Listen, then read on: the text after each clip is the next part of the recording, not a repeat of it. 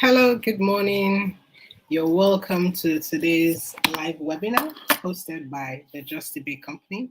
And today we are going to be talking about where will the customers to help you smash your revenue target come from. And if you have been a part of our webinar series, we started last week, and last week we talked about the 5 indicators you need to pay attention to if you are going to smash your Q2 revenue target. And from the feedback we have gotten from it, we see how much it has been beneficial for every business owner who was a part of that webinar. The replays are available for every and anyone to catch. It's on our YouTube channel. It's also on our Instagram channel so that you can refresh your mind with the things we shared there and also share with your team members so that everybody can be on the same pedestal as you work together to achieve your Q2 revenue target. And today we are going to be talking about where would you find the customers. So we talked about the indicators.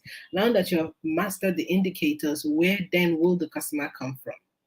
And in my observation in working with business owners across different, cadres, I have observed that what the activity group of or the set of activities that SMEs put into place to bring in customers, I find that mid-level organizations usually struggle to be able to catch up with what SMEs would do to bring in the money in their business.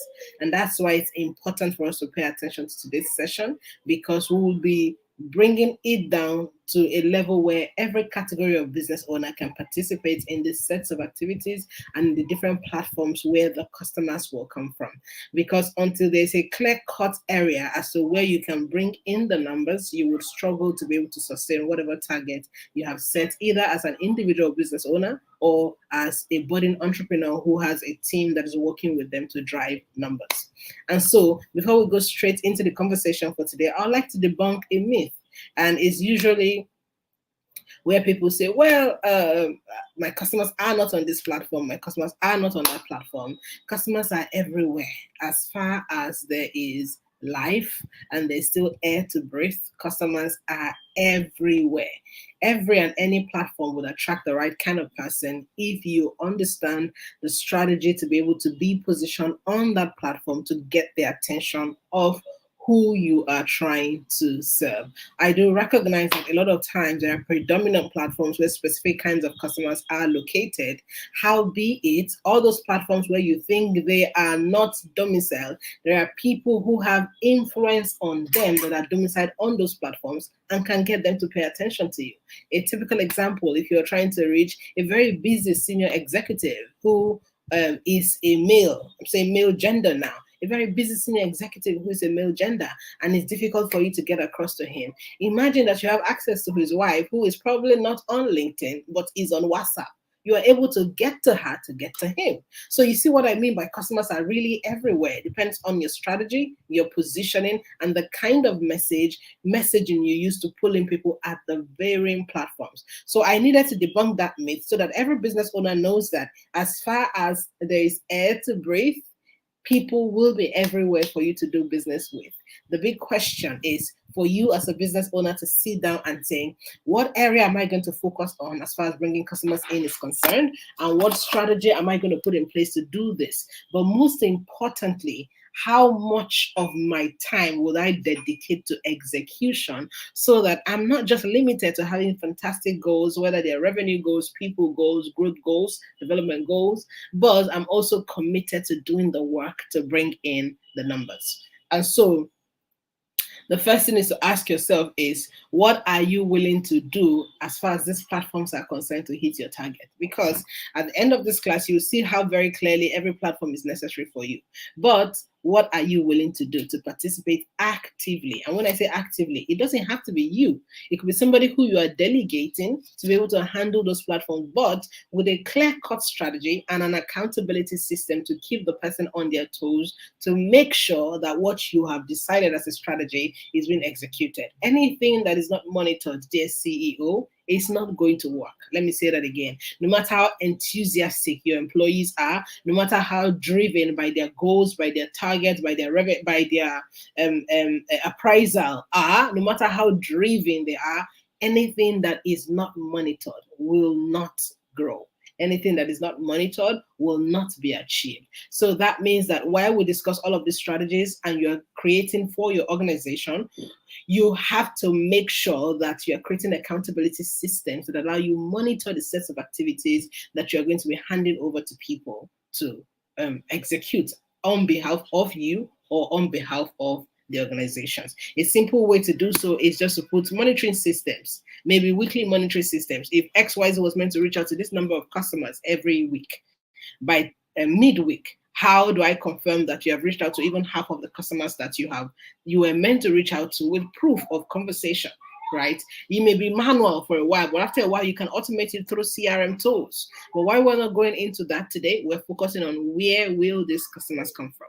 And so we are going to start with mentioning the different platforms that exist, mentioning the different platforms that exist, and then talking about possible strategies that you can use on each of those platforms, is as much as we have time for today. And so the first is, depending on the kind of business that you're on, literally every category of business owner can leverage every platform that exists.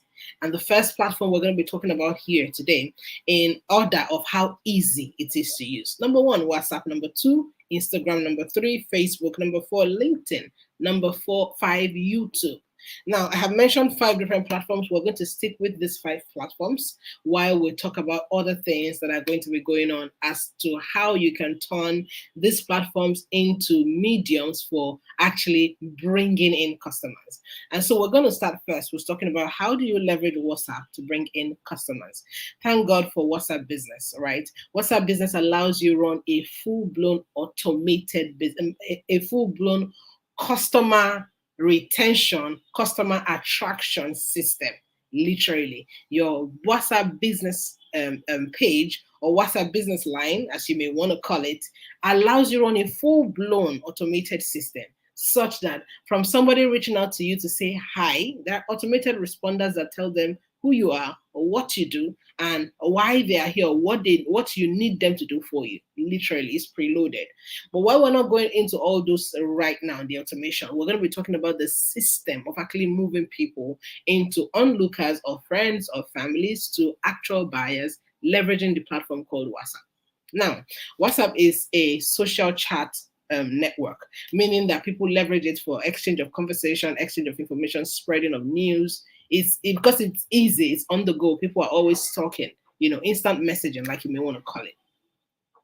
I find that people, because it's instant messaging, it's easy for all kinds of information to be passed to your end user, meaning your customer. It means that your customer is consistently looking to sift through good news, unnecessary news, and fake news. Good news, unnecessary news, fake news. Your customers are consistently trying to sift through what is good news that I need, what is unnecessary that I should block, and what is fake news that I should be no part of. Do you see what I'm saying? That is what they are constantly thinking of. You go through your WhatsApp broadcast or WhatsApp chat, the first thing you want to do is, who is not adding value to me? Can I shift them or archive them? Or who is the business owner that is consistently sending me messages that are spammy? And spammy could be, I'm trying to sell products every day to people. People are going to archive your chat. Once they archive your chat, you can never get to them again. It means that they will never see the existence of you, your business, and every other thing. They may not block you, but they can archive you. And I'm saying this because massively how business owners attempt to leverage this instant messaging tool, which is meant to be a fantastic customer conversion tool, but they're leveraging it for the wrong reason by consistently positioning what they want to sell again and again and again. How then do you leverage WhatsApp if it's not to just sell again and again and again? The first thing is, people who are on your WhatsApp broadcast list, WhatsApp page, whether they are friends, family, associates, or fresh people who don't even have a relationship with you because they just did business with your organization, right? Irrespective of who they are, every human being has a knack for value. Every human being, every singular human being has a knack for value, meaning that people are attracted to a place where it seems like there's always something good for them to learn. And that's why I used 3 categories earlier. I said good news that I want, unnecessary news that I should block, fake news that I should have no business with. So everybody is always looking for that person who wants to add value to them. Value without ulterior motive. Let me explain to you how customer psychology works.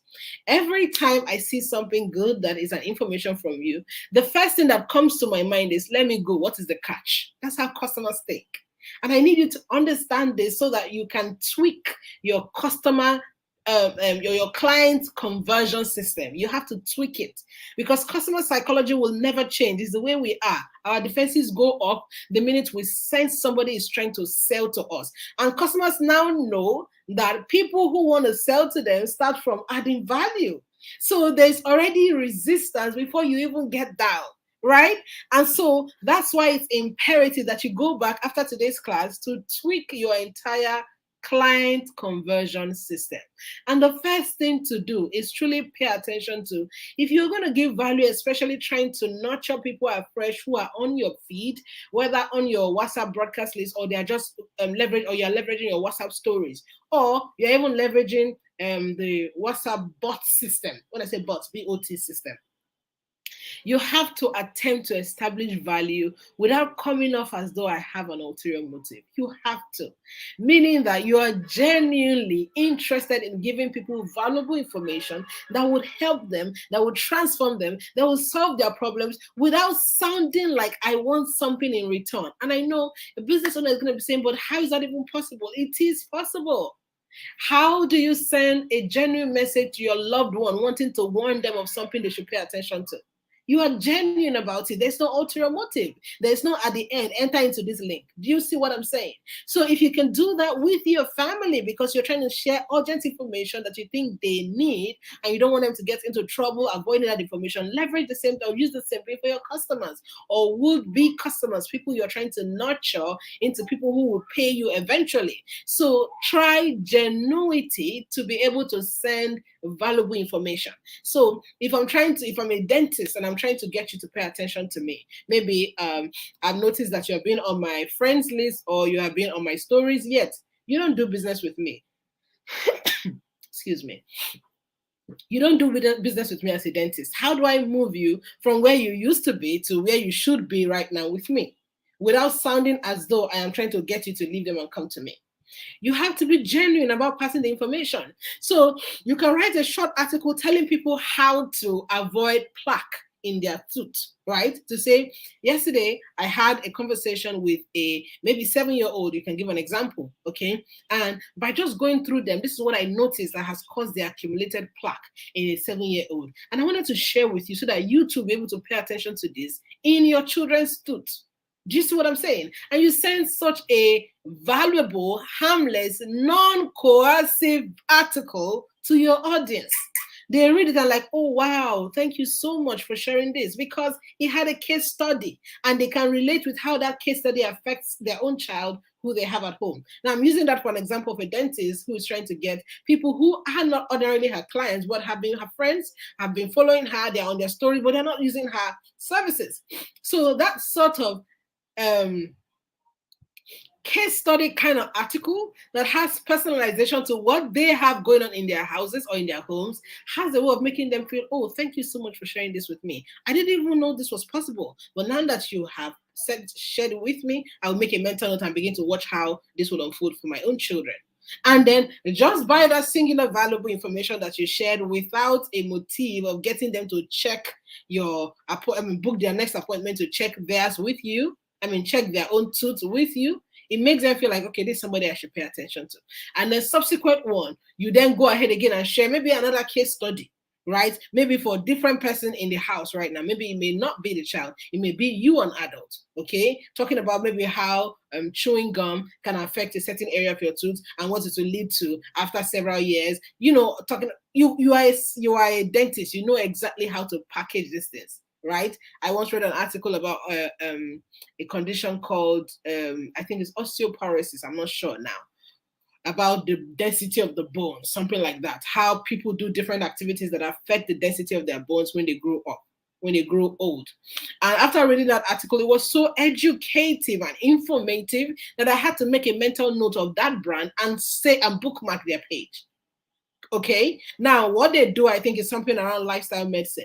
If I ever had anything to do with lifestyle medicine, because after then I have consistently followed their page because of how valuable that first information I came in contact with, that had no method of wanting me to buy something from them attached to it. It was genuinely me trying to educate them. So that's the first step to leveraging WhatsApp, to say, let me start with genuine information without an ulterior motive attached to it, because customers can sense it, and once they sense it, their defenses go up. They don't really want to pay attention. After that, the next thing is to begin to give them sensitization on how to try something that you have, maybe for free. Okay, it could be an article for you to collect their emails to share with them, or it could be a webinar, whatever works for you. Find out what kind of product or service you sell for your organization, and then find what you can give as a freebie, still leveraging this platform, so that you can get them to say, I have gotten a lot of value from this brand. Can I try this very free product they're trying to give me, or free service or free webinar that they're trying to give me? And from then on, you can now begin to leverage all the other things you're going to be sharing with them. Because once value is established, what happens is customers will no longer, right, we no longer necessarily be going back and forth as to whether they should do business with you. It's only when there hasn't been clear establishment of value that you'll find that customers are wondering, should I not do business with them? So in leveraging WhatsApp to bring people to you, make sure that you start from that first stage. And secondly, you can give a free offer, and then at that point you want to be sure that you have established value clear enough that shows to the customer that you are the go-to person as far as this solution is concerned. And then even if they don't do business with you, eventually they will refer somebody to you because they have tested what it is that you have. As we go further, then we're going to be talking about funneling as far as all the different platforms are concerned. But I just wanted to give you a brief overview of how these platforms accumulate to an amount of people you're trying to serve. WhatsApp has, one of the most engaging platforms I know. You know why? Because it's instant messaging. As long as they have your numbers saved, they can see everything you have going on. Okay, so it's important that as a business owner, even if you're too busy, figure out how you can create systems that allow you leverage your WhatsApp, especially for the people who are already in your contact. And you know why WhatsApp is so easy? People already know you. Anybody who has your numbers saved, 70% of the time they know you. 70% of the time they like you, right? Even if they don't like you, well, at least they know you. So you see, that period of moving through the KLT ladder, you will be able to cut it in half just by catching them on WhatsApp, because they already know you. Okay, so it's now your system of conversion from just knowing you to doing business with you that allows you completely move them into paying customers. That's why you'll find that sometimes people will say, oh, I didn't know that's what you do, or I didn't know that's the business that you run. Why? They're in your friends list, they're in your maybe associate list, but they didn't know what you do. Why? Because you haven't strategically organized how to move what you do into their lives enough to funnel them. Like I said, I'm going to be teaching you about funnels as we move further down into this conversation. So moving on very quickly, the next platform is Instagram. I do know that Instagram has been portrayed as a lifestyle platform for the longest time. But guess what?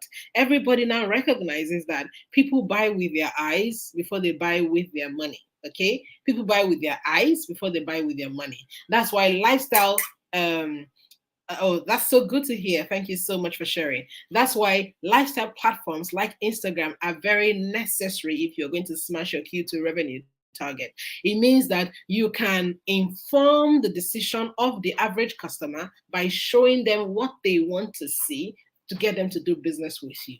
Simply put, it means that if you're going to be selling products and services and you want customers to do business with you as far as Instagram is concerned, make sure that you're showing up with the best aesthetics. That's the word now. I don't like to use the word packaging. The best aesthetics, because customers will focus on aesthetics as far as this lifestyle platform called Instagram is concerned. Another thing with Instagram, in order to get the customers to convert, is live broadcasts like this. People want to know that the person they want to do business with is an authority in the area where they want to do business with them in. So it means that it's easy for me to read your post and feel like, okay, yeah, I got value from this. But once I encounter you talking to me on live broadcast this way, I can tell very clearly that this person knows what they're saying and this person is able to deliver if I exchange my money for their products and service. The other important part about live broadcasts like this, especially on Instagram, is that people can ask you live questions that trouble them, either their life, their business, their finances, their marriage, depending on what it is you stand to do for your customers. They can ask you live questions, and then you get an opportunity to display your expertise on live broadcast so that customers can see, okay, now I know that this person who comes live knows what they're doing and they can help me with the problem that I have. So you see, with this, it's easy for you to strategically show up and then bring people in based on the live broadcast. In the interim, if you're a new business owner, people may not pay attention to you. Or if you're a new person who's just showing up online, people may not pay attention. But as consistently as you show up, after a while, people will no longer be able to ignore, because they now recognize that the value that this person brings to the table, I need it. And if I have to pay for it, I pay for it. So ultimately, we're leveraging each of the platform.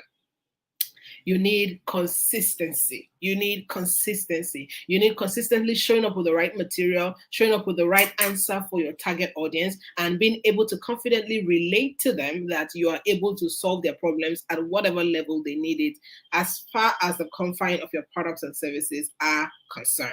Okay? Instagram and Facebook are a bit similar. One of the things, however, with Facebook is Facebook thrives a lot on extensive educative materials. That means that you can write a proper article on Facebook and the engagement will be a lot. In fact, I hear that the longer the article, I don't know if those algorithms have changed because they're constantly changing. I hear that the longer and more time people spend on your feed based on them reading a particular thing, the more engaging or the more widespread it is on that platform. Like I said, algorithms change again and again. But with Instagram, it's not about how much you post, how long the article is. Okay? Except if you do have an audience who is interested in every and anything you put out there. If not, the faster they're able to get it with Instagram, the faster they're able to consume it and move.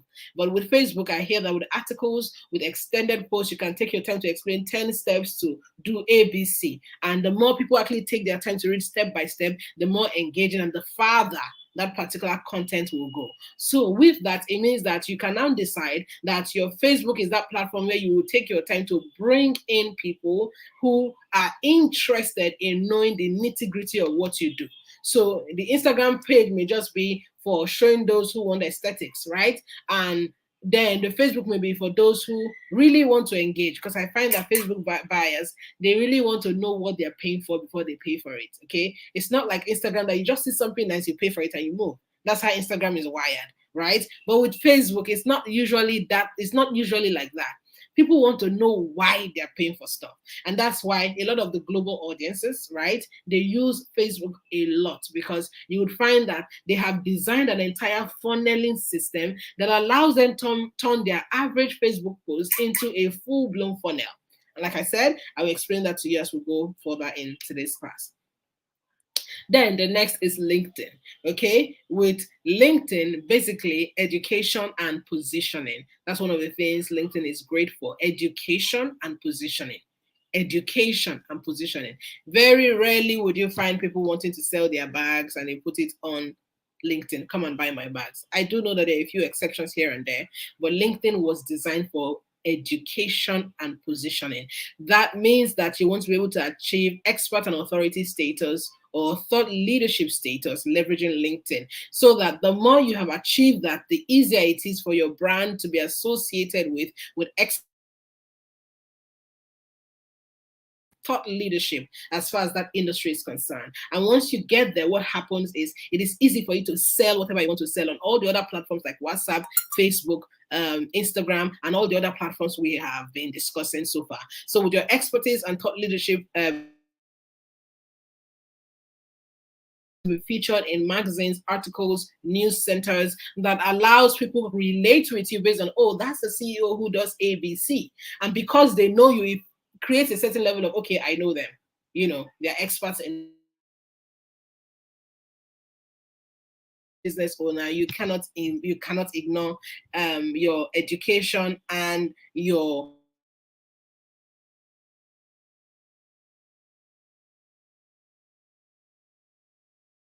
with backed up figures on what you think about what's going on in your industry. It's not just I want to say something nice. It's about airing your opinion, and your opinion must be such that it moves that area forward in your industry. So let's say you're talking about better practices in the medical industry as somebody who's trying to position themselves in as a thought leader on LinkedIn, better practices. You're going to be citing example of practices that are wrong in comparison with global standard. And then you're going to be giving your opinion on how to make those things better.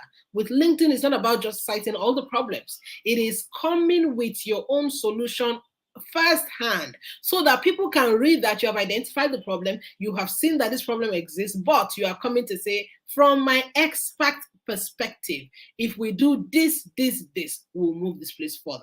So people can look at the problem that they know everybody has, look at what practices have been going on, and they can say, okay, can we look at her own perspective? What can I learn from her perspective? With LinkedIn, the more people can learn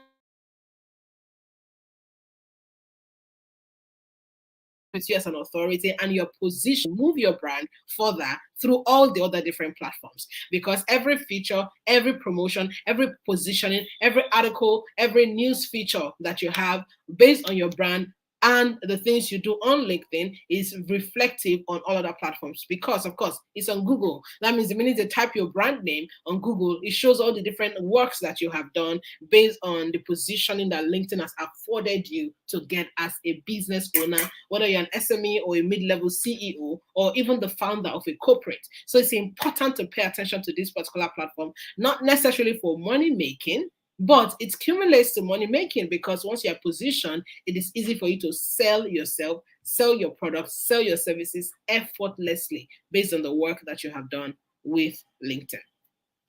And then for YouTube, YouTube is usually a search engine. And I usually say to business owners, as an SME or as a mid-level organization, it's important that you create footprint of your organization on YouTube, because that's the search engine. When people search your name and anything comes out on Google, the YouTube version of who you are and what you do would also come out.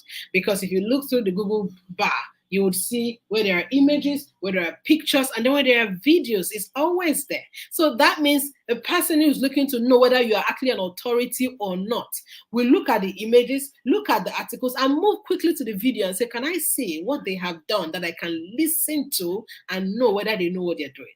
And I'll share with you a very typical example. One of those days, I got invited to a platform in the Netherlands, I believe. And the person who reached out to me said, the person who reached out to me said, oh, we went on YouTube and we saw this that you did. And what they showed me was what I had done over 6 years ago. I wasn't even proud of the quality of the work. You know how much work I have done after then? Do you know the number of work? But guess what? The number of work was not reflected on YouTube, it was reflected on Instagram. And Instagram is not a search engine. So I started to say to myself, I had to be deliberate about putting the work, my footprint on YouTube, so that anybody who searches me and wants to establish my authority status can go very quickly to YouTube and listen to one or two of my videos and they're like, this is somebody I need to do business with. Why? Because a credibility is easily established with videos. So if you're an SME and you are the founder of a mid-level organization, it's not enough to say, I don't want to be seen, I don't want to be known, I don't want my face to show. It's about expertise and authority building, because if your expertise and authority is not established, you don't get into places that would help you propagate the good news of your brand, the good news of your business. So we are in that era where, as SMEs, as CEOs of mid-level organizations, we have to take the bull by the horn and do what is required for us to be searchable or Googleable, like people always say, so that we can add better value to the brand that we're building or the businesses that we're building. I hope this helps a business owner. And then very quickly, our time is already up, but I need to quickly talk about funneling. I've talked about WhatsApp, Facebook, Instagram, LinkedIn, YouTube, right? 5 different channels that we can leverage to position our businesses so that we can find the customers necessary to smash our Q2 target. Now, I'm just going to talk about funnels just a bit, because by our next class, I am going to be talking very more, or I'm going to be talking very deeply about funnels. By the grace of God, by next week Tuesday, we'll also have another webinar where we are going to be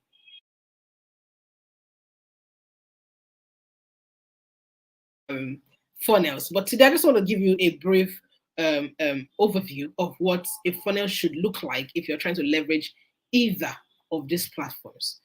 Funnel should be that at the end of it, you're actually trying to move these people to get to know you. So a funnel is that thing that makes the customer feels like I'm in a relationship with you. You see how when a man and a woman are trying to get into a relationship, it's first attraction. I'm attracted to you. And then I begin to, pay attention to you because I'm attracted to you.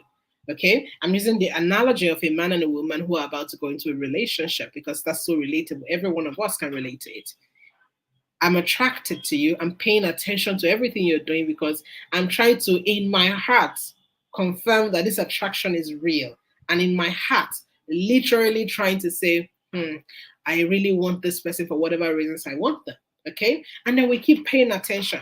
After a while, what do? We make an introduction or we ask them for maybe a date or something because we want to get into their space so that we can have the opportunity to build a relationship with them. In that similitude, what a funnel does is allows you be in a relationship with your customer. That means that the customer is close marking you, and you are deliberately feeding them with the information they will need to make up their mind to date you. Do you understand how that works? That's what a funnel does. That the way a man is constantly doing all the great things, showering the woman with gifts, giving her, showing her places so that she can accept to be in a relationship with him. The same way a funnel is you and a customer being in a space where you are showing them why they want you, why they need you, and why they should pay. That's what a funnel does. Okay, and with a funnel, it means that they have to come into a closer space where it looks like you are directly, literally. Please give me a minute.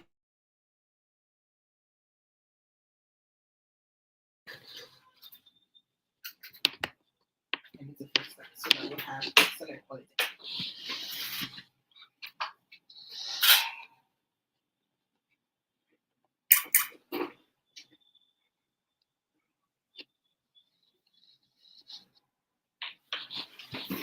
I apologize for that slide.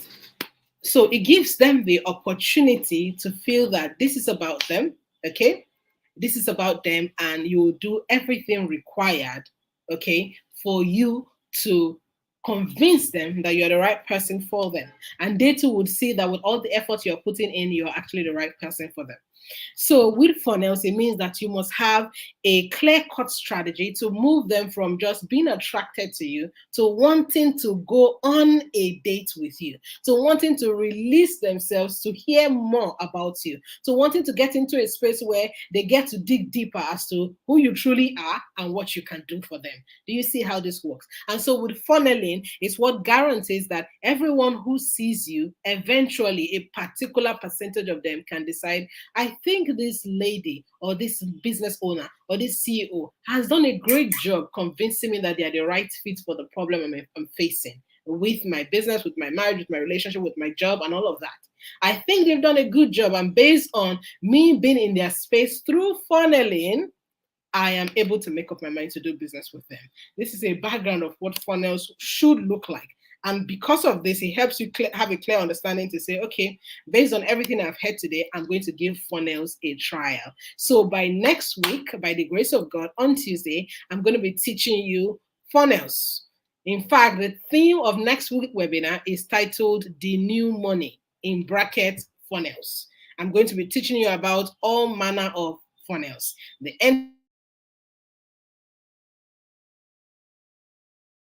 all manner of funnels. So if you are a business owner, you're a CEO of a mid-level organization,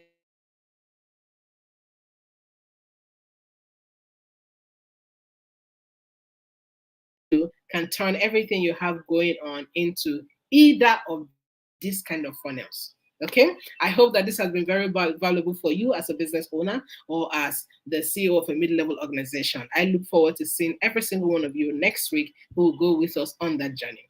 If you have questions, I'm going to take a few questions from the audience, whether on YouTube or on Instagram. Whatever questions you have, please feel free to drop. I'll be willing to take one question and then we will move it till next week by the grace of God.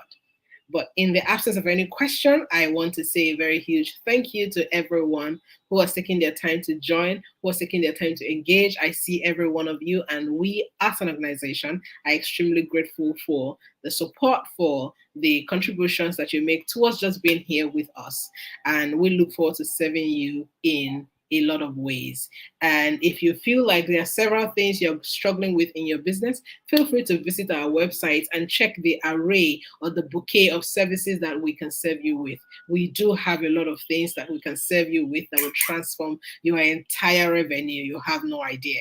Starting with every cadre, whether it's a small, it's a what's the word now? Whether it's a course that is done for you or it is a personalized strategy session, we have a bouquet. Just go straight to the link in our bio and click on it to see which of them you can or take up to make your business grow and your revenue, of course, grow better.